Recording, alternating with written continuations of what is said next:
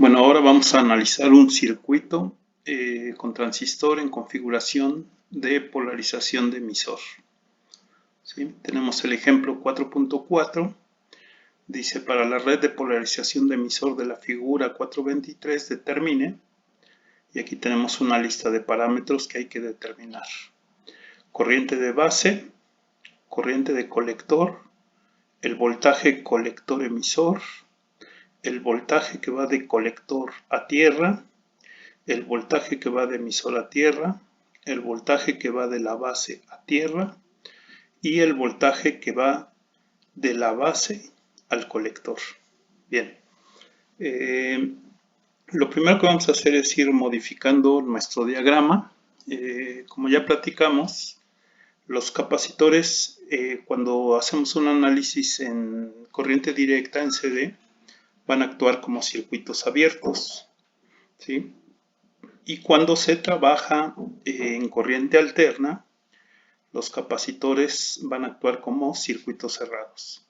En este caso, nosotros vamos a hacer un análisis en CD.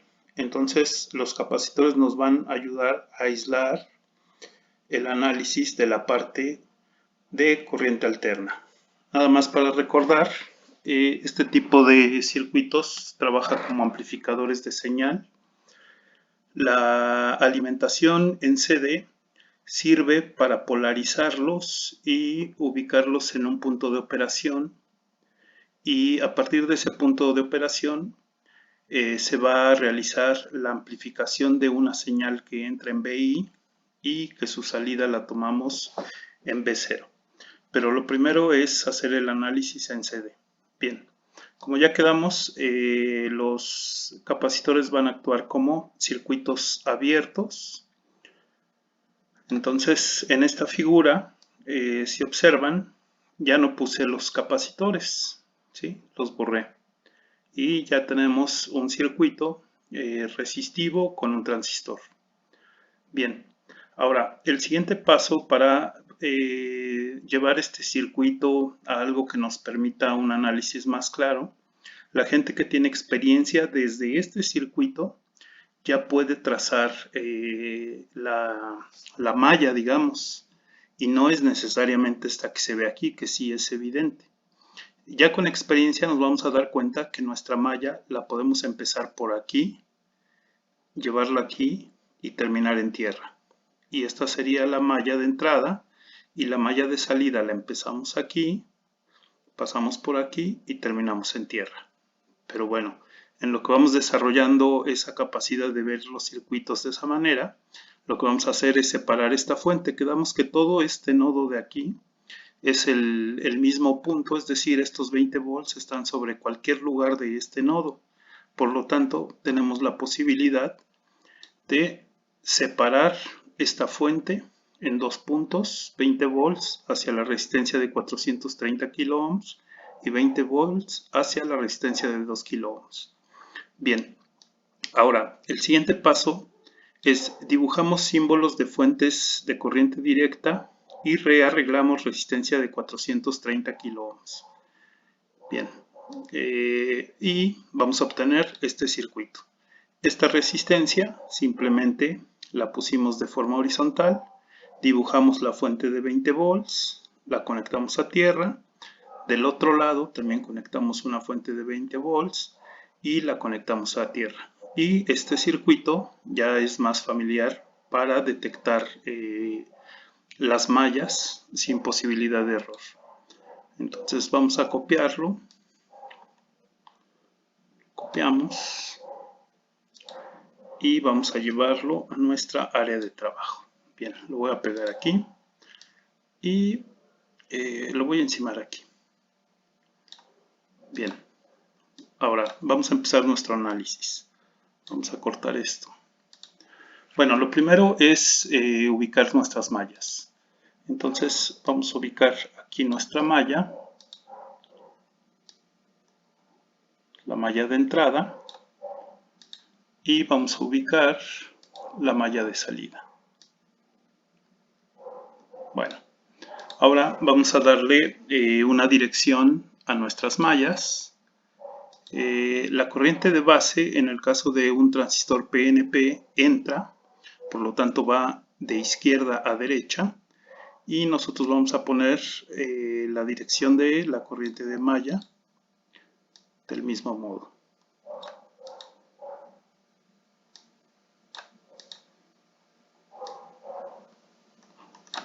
Bueno, vamos a poner una más, ya queda claro en qué dirección va nuestra corriente de malla.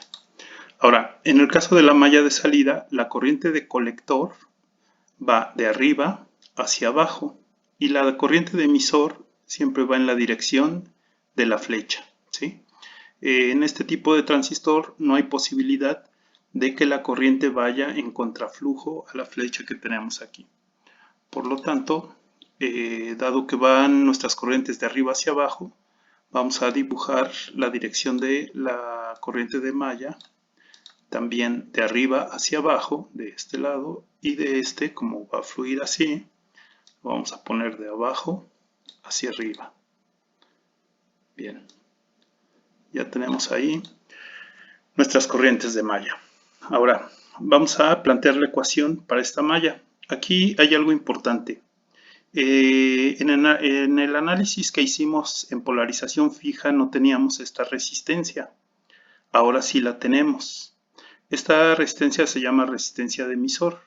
Si observan ustedes, la corriente verde va de arriba hacia abajo, por lo tanto va a polarizar positivo aquí y negativo aquí. Y la corriente de la malla de entrada también va de arriba hacia abajo y va a tener positivo acá y negativo acá. Ambas corrientes van en la misma dirección. Por lo tanto, la corriente de rama va a ser la suma de la corriente de la malla de entrada más la suma de la corriente de la malla de salida. Es decir, la corriente de base más la corriente de colector. Si nos vamos a nuestras fórmulas, vamos a observar que la corriente de colector más la corriente de base es la corriente de emisor. Entonces, vamos a ahorrarnos, en este caso, el paso que utilizamos en análisis de Kirchhoff. No vamos a incluir para esta resistencia corriente de base y corriente de colector, sino que ya sabemos que la suma de esas corrientes se llama corriente de emisor. Por lo tanto, esta resistencia la vamos a multiplicar por corriente de emisor. Bien, planteamos la ecuación y vamos a tener, viene la corriente por aquí, entra por el negativo, vamos a tener menos 20. Después viene por esta resistencia. Esta corriente la vamos a llamar IB, corriente de base. Entonces tenemos más 430, que es el valor de la resistencia, que multiplica a la corriente de base. ¿Sí? Después viene nuestro flujo de corriente así y llega a la unión base-emisor, que quedamos que se va a polarizar positivo en la base, negativo en el emisor para un transistor tipo NPN. Por lo tanto, vamos a poner aquí más voltaje base emisor. Bien, ya salimos de esta unión y ahora llegamos a esta resistencia, que es la resistencia de emisor. Acuérdense que esta la polarizamos positivo arriba, por lo tanto vamos a poner más y vamos a poner el valor de la resistencia, lo voy a poner entre paréntesis, 1 kilo ohm por la corriente de emisor. Y todo esto va a ser igual a 0. Bien, ya tenemos nuestra ecuación. Vamos a revisarla rápidamente. Si conocemos el voltaje base emisor, que es 0.7 volts, aquí lo tenemos. No conocemos corriente de base y no conocemos corriente de emisor. Tenemos dos incógnitas en una sola ecuación. Por lo tanto, necesitamos la ayuda de otra ecuación para poder tener dos ecuaciones y dos incógnitas. Bien, la otra ecuación la tenemos aquí. Aquí está, obsérvenla. Dice corriente de emisor es igual a beta más 1 la corriente de base. Significa que nosotros podemos sustituir en esta ecuación IE por esto que tenemos aquí. Vamos a hacerlo y la ecuación, vamos a hacerlo y de una vez dejamos del lado izquierdo los términos que contienen IB. Entonces es 430 IB más, nos acordamos que en álgebra el 1 no lo escribimos, ¿verdad? Pero hay que acordarse que esto está siendo multiplicado por 1 kiloohm para no confundirse. Entonces sería 1 que multiplica a todo lo que está aquí. Lo vamos a poner más 1, todo esto por IB va a ser igual, este 20 que está negativo pasa a positivo, menos 0.7 que sería el voltaje de encendido de la unión. Bien, ahora vamos a despejar. De este lado tenemos IB en ambos términos, por lo tanto lo podemos sacar como un término común. Ponemos IB que multiplica a 430 más beta más 1. Cerramos el primer paréntesis, cerramos el segundo. Y esto va a ser igual, realizamos la resta del otro lado, sería 19.3. Bien, ahora, todo esto que está multiplicando a la corriente de base lo vamos a pasar dividiendo.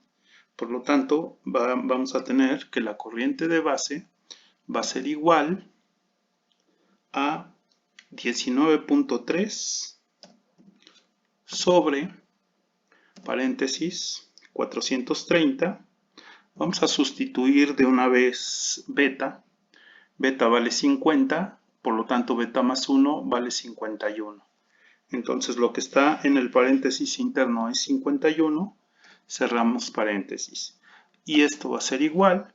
Hay que recordar que esto está en kiloohms y que esto que está aquí está multiplicado por 1 kiloohm.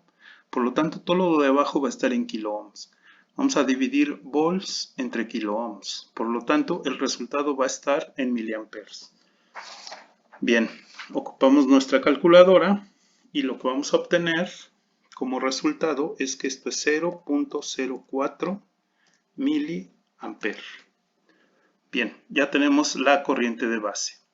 Ahora, podemos aplicar esta fórmula que tenemos aquí que dice que la corriente de colector es beta veces la corriente de base. Vamos a hacerlo. Tenemos que la corriente de colector es igual a beta veces, beta vale 50, la corriente de base que nosotros obtuvimos de 0.04 miliamperes. Y el resultado para la corriente de colector va a ser de 2 miliamperes. ¿Sí? Ya tenemos dos datos, tenemos corriente de base, tenemos corriente de colector. Nos falta calcular todo esto de aquí. Bueno, esto lo vamos a continuar en el siguiente video.